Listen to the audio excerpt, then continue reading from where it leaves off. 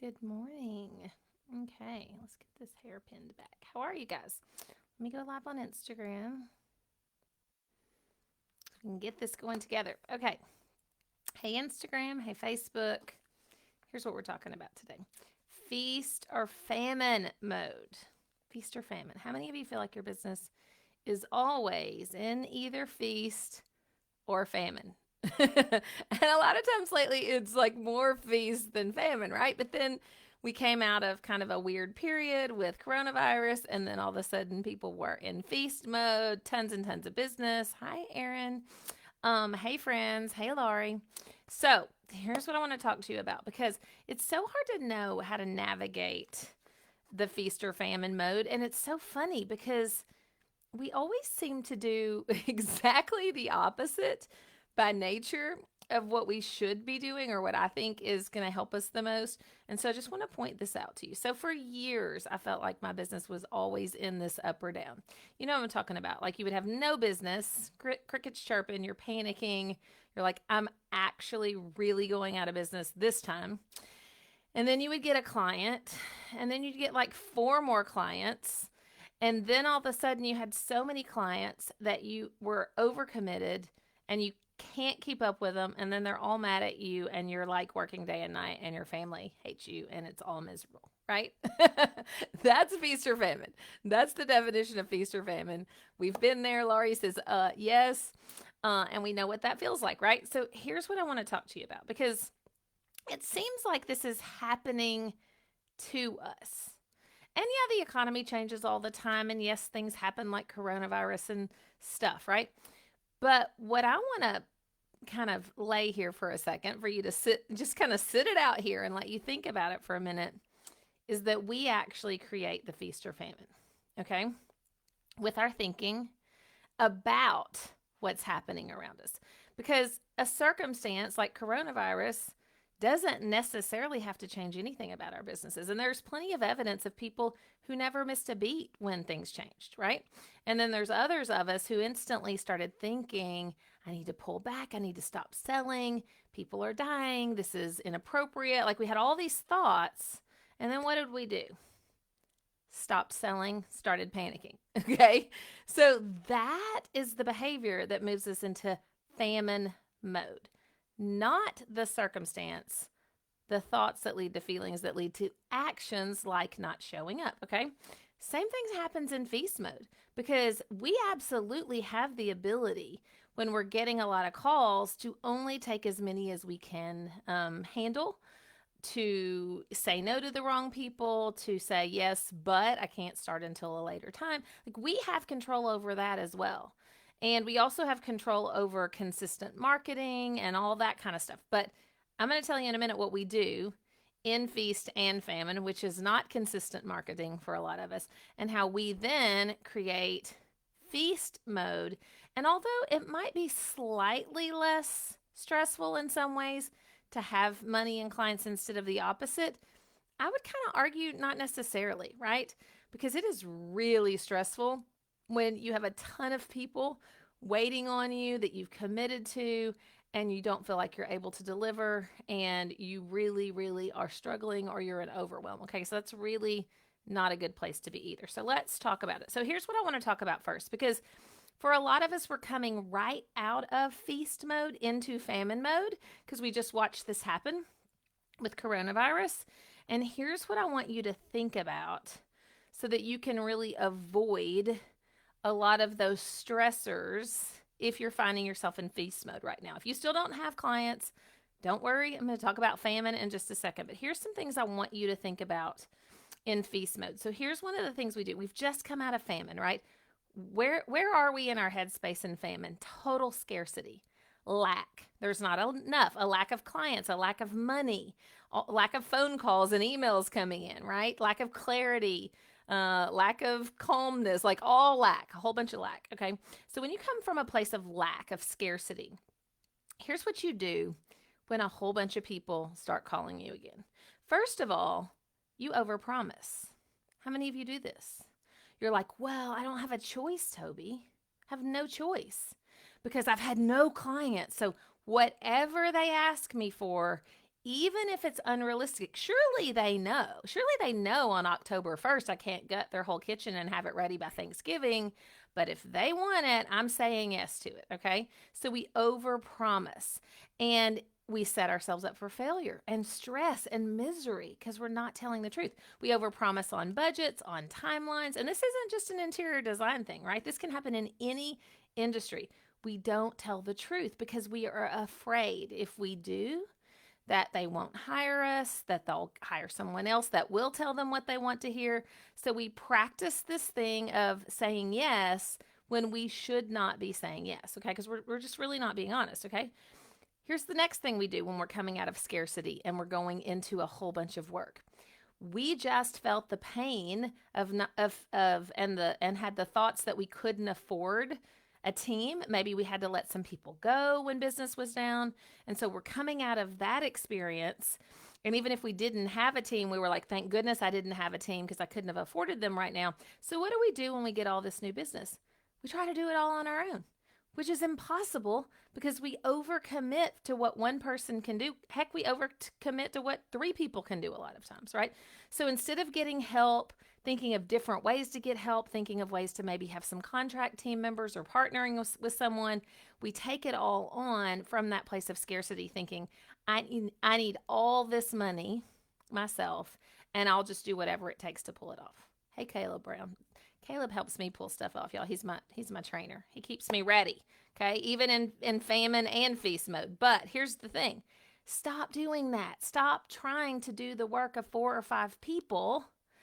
Plan your work and your jobs and your financials to hire the people to help you, okay? And there's ways to hire people that doesn't necessarily have to be long-term, could be on a contract basis, but doing it yourself is miserable, and you're going to potentially lose the client in the long run anyway. And if not, it'll be a miracle if they're happy at the end of it because their experience has been less than good, right?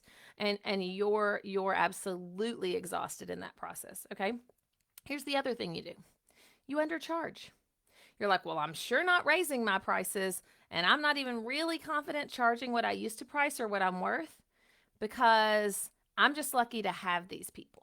So let me kind of give them a better price to make sure they go with me and not someone else because I absolutely need this job. But the math doesn't work, y'all. There was a reason you were charging the other price or needed to be the whole time. And now here you are taking on multiple jobs, undercharging, under-earning, not leaving any room to hire anybody to help you. It is not the math that you want to do. So anytime you take a job, you want to charge what you should be charging and not let your head tell you, well, we just didn't have any business. We better lower our price. That is the biggest way to kill your business. I would rather you up the value than lower your price, okay? And then you're also saying yes to everybody about everything, not just the timelines, not just the budgets, but just like, sure, I can get to your project. Sure, I can meet with you on Thursday. Sure, I can, keep all these plates in the air, right? All of these things. So that's what happens when you come out of feast and you go into famine. Mistake, mistake, mistake, mistake. And you don't mean to, but you're scared, you're afraid. And you're telling yourself stories like, I really need this client. I really need this money. I can't afford to pay anybody. And it is a recipe for disaster, okay? So what should you be doing in feast mode? Well, besides hiring the people to help you and charging your worth and giving honest timelines, here's some other stuff you should be doing. Because guess what what will happen if you don't do these things? Following the feast will be the famine again. You've created it so many times in your business. You know what that looks like. It's a cycle, right? And I just want you to know, again, it's a cycle we're creating. It's not happening to us, okay? So here's what you really have to be thinking about in feast mode. And this is why you can't take so many projects and get so booked that there's no time to work on your business, which is what you all do, right? You're like, well, let me fill all my schedule to the brim, beyond the brim, which is unsustainable, and for sure leave no time to work on other things, okay? So here's what you should do. You absolutely have to still be marketing and working on new clients, even though it seems like you couldn't take another client ever.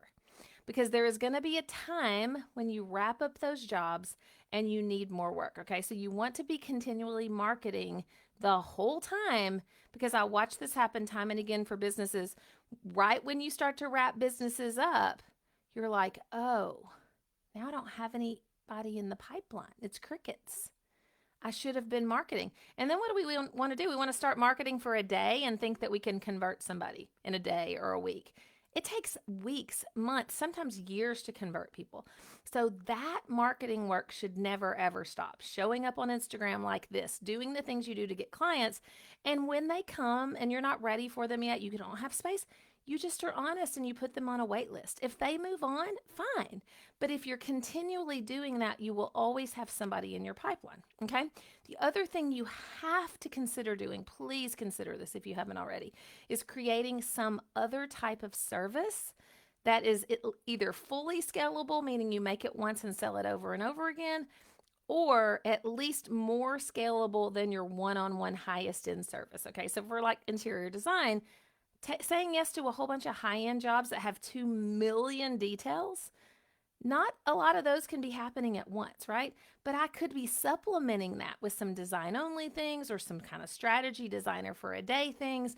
And so you've got to be developing these other services and really having time to work on those services. And here's what happens when in feast mode for most of you. You believed me about scalable things when you had no clients in famine mode. But the minute you got some more one-on-one clients again, what did you do with that idea of the scalable thing? You parked it. You parked it on the side and you're like, I can't do this right now. I'll come back to it when these jobs are over. But guess what? When these jobs are over is the very time you need your scalable thing to already have been developed and have been marketing it for a while, so that when you, and especially in coronavirus, if things change again and we go back to being in lockdown or all virtual or anything like that, you want that thing ready to go. You want people already knowing about it. You want the sales page ready for it. You want all that happening, and you can't do that on the fly.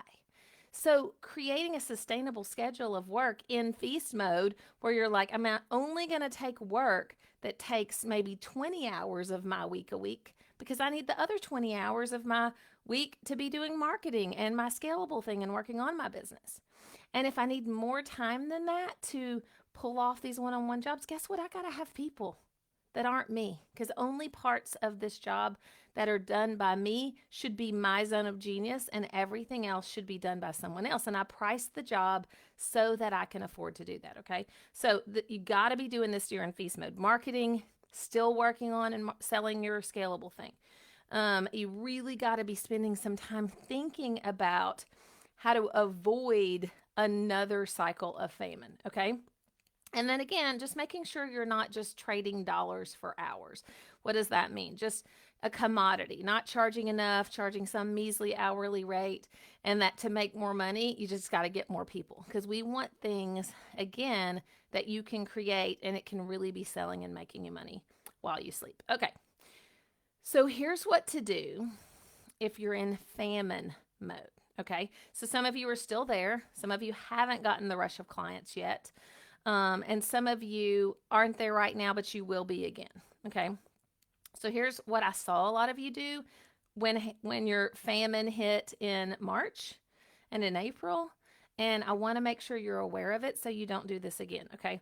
So no matter what, do not stop selling ever. Do not stop marketing and do not stop selling. And everybody freaked out and was like, it's so insensitive. Y'all, it's not insensitive. We're running businesses.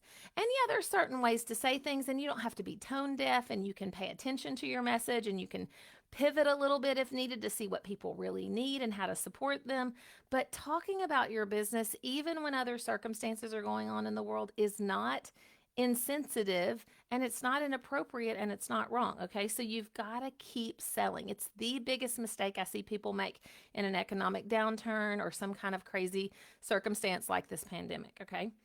And then you got to really, in those moments, lean into those scalable and digital and other ways of working with people. Really thinking about how to meet them where they are and what they need. Okay. So that's really, really important because as we found, a lot of you who hadn't moved to this kind of work were really frustrated because you didn't have anything scalable. And all of a sudden you were trying to figure out working on Zoom and all that stuff. The people that had been in my Design You program for 2 or 3 years were saying, thank goodness, Toby, thank goodness I bought into your trainings and your teachings and building something scalable because it was either ready to go or almost ready to go when that time hit. So it's not too late for you all, but if you're sort of hanging out in feast mode right now with your head in the sand, pretending like this couldn't happen again, it absolutely can.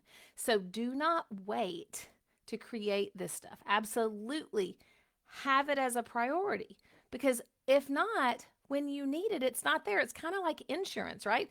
You maybe pay for insurance all the time and wish you didn't have to, but when you need it, you're sure happy that you did. And that's the same thing with creating scalable products. If you wait until you need it, it's already too late in that moment to get sales. Because as people learn that are in my Design You program or have done this work, it can take months. It can even take years to really get your thing decided on, your audience decided on, your product or service or course honed in on, and really testing the market and just giving people time to know about it, trust it, and want to buy it. That cycle can take a long time. It can take hundreds of days. That's normal. I mean, a lot of times we have people that hang around for a year or two before they buy our services. And that's not always the case. Of course, you can get some traction early on, but if you want consistent traction with a scalable thing, a full pipeline, you got to give that thing time to blossom and grow and to be marketed. So you got to start with that now, okay? Especially in the feast, but promote it in the famine. Don't hide from it. Don't be afraid of it. Let's see, is there anything else? Yeah. And so then also what I saw a lot of you do during famine mode was also say yes to any and every client because you panicked. And your gut was saying, this is not the client for me. There's a lot of red flags. They're asking me for things that I probably can't deliver. Surely they don't think they can really pull that off on that budget or that timeline. And we were saying yes to things. And what happened 2 or 3 months later, I saw it even in the Design You community where people would say, I ignored signs and I took jobs anyway that I knew I shouldn't take because I was thinking I had to. I needed this money. And really, it created a nightmare for a lot of people. People had to fire some clients. People just had to kind of get out of it and hope that they didn't lose a ton of money. So if we start ignoring our gut and our research and what we know and red flags, even in famine mode, y'all, we are going to highly regret that. And that's why I want you having the opportunity of scalable products or other things so you don't find yourself lowering your price, lowering your standards, saying yes to things that you know aren't a fit, even in those hard moments because you feel like you don't have another choice, okay?